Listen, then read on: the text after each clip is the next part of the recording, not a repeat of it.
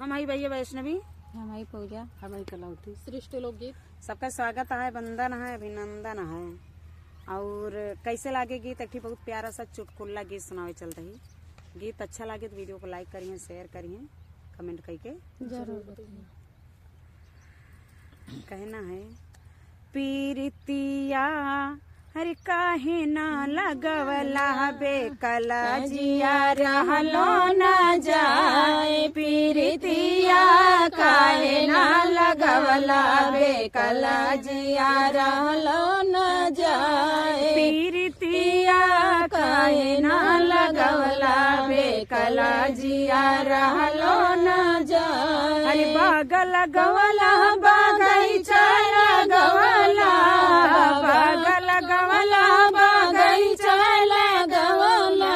ने बुलावा काहे ना लगवला बेकला जिया रहलो न जाए। ने बुलावा काहे ना लगवला बेकला जिया रहलो न जाए। पीरितिया काहे ना लगवला बेकला जिया रहलो न जाए। पीरितिया काहे ना लगवला। अरे कुआं खनवला जागतिया बंधवला, कुआं खनवला जागतिया बंधवला।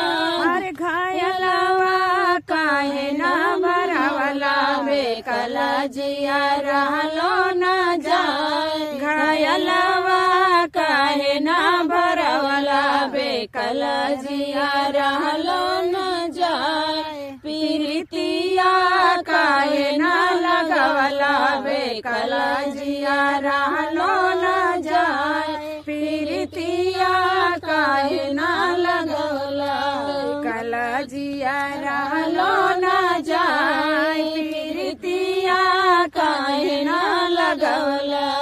अरे महल बनवला तू महला बनवला, महला बनवला तू महला बनवला। अरे खिड़किया काहे ना लगवला बेकला जिया रहलो न जाए। खिड़किया काहे ना लगवला बेकला जिया रहलो न जाए। पीरितिया काहे ना लगवला बेकला जिया रहलो न जाए। पीरितिया काहे ना लगवला बेकला जिया रहलो न जाए। पीरितिया काहे ना लगवला। तो भैया हो ये गीत कैसे लाग, प्यारा सा कमेंट जरूर कीजिए।